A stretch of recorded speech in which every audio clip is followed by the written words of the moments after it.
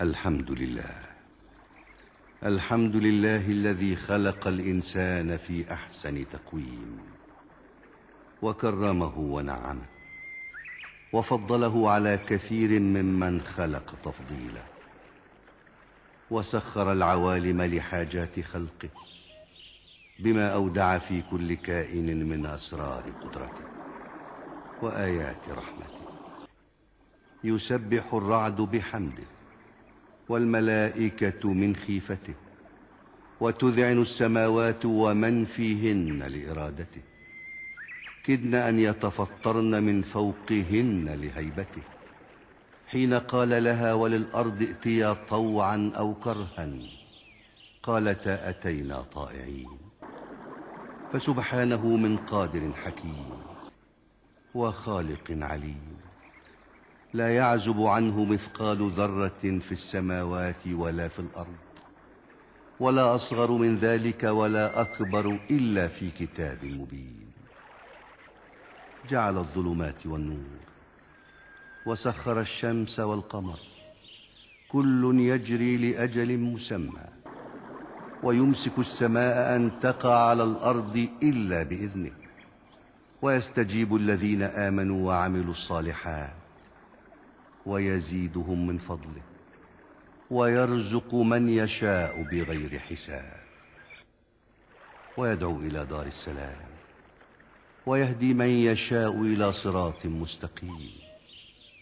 ولو شاء لهداكم أجمعين، ذلكم الله ربكم فاعبدوه، أفلا تذكرون؟ وفي أنفسكم أفلا تبصرون؟ كيف خلقكم ثم سواكم ونفخ فيكم من روحه، وجعل لكم السمع والأبصار والأفئدة، قليلا ما تشكرون. خلقكم من نفس واحدة، وخلق منها زوجها، وبث منهما رجالا كثيرا ونساء، فتبارك الله أحسن الخالقين. هو الحي لا إله إلا هو، فادعوه مخلصين له الدين. الحمد لله رب العالمين. ومن حكمته أن جعل لما سبق في علمه أن يكون أسبابا ينتهي بعضها إلى بعض بتدبيره، يدبر الأمر من السماء إلى الأرض، ثم يعرج إليه في يوم كان مقداره 1000 سنة مما تعدون.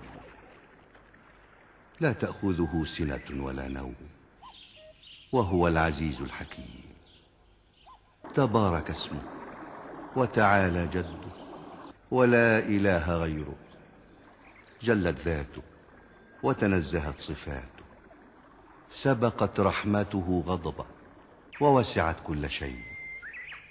فيا سعادة من والج أبوابها بحسن الرجعى إلى الغفور الودود، ذي العرش المجيد، الفعال لما يريد.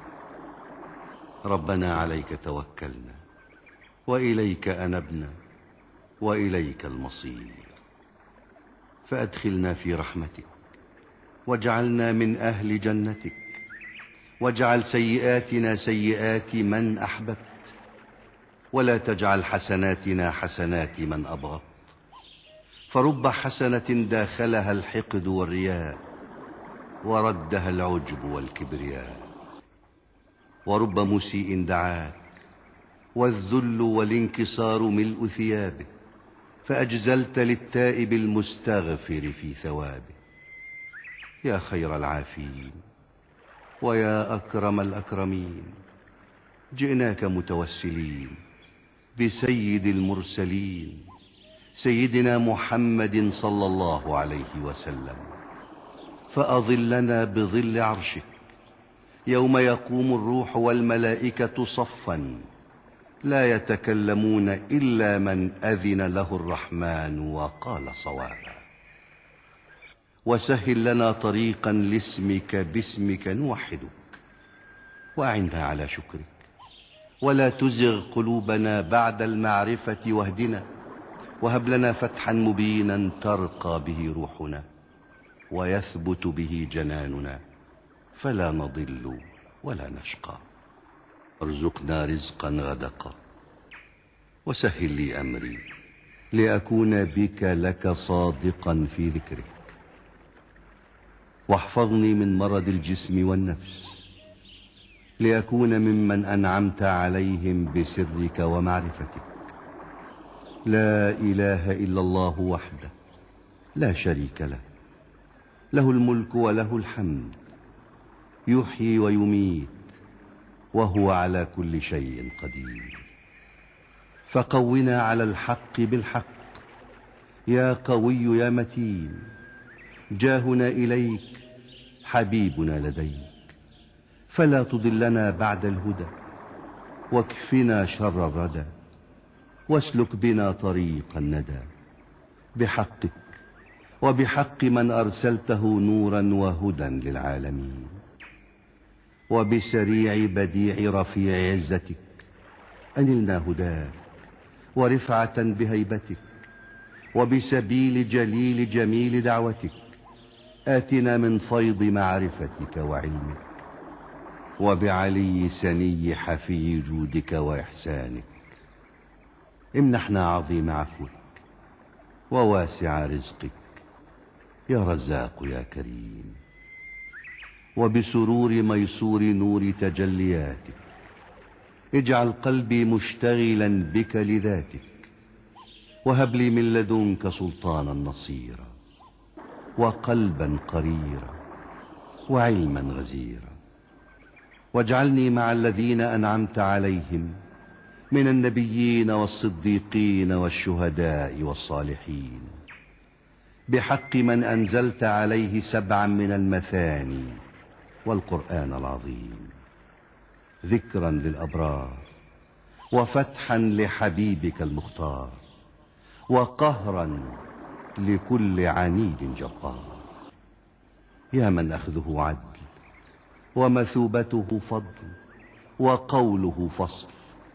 إنما أمره إذا أراد شيئا أن يقول له كن فيكون.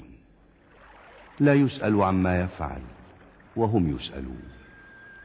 فالخلق والأمر بيدك، وإن من شيء إلا يسبح بحمدك، وما من ظاهر ولا باطن في الملك والملكوت إلا محكم بالتدبير، مقر بالتسخير، ناطق بالتيسير. ذلك تقدير العزيز العليم.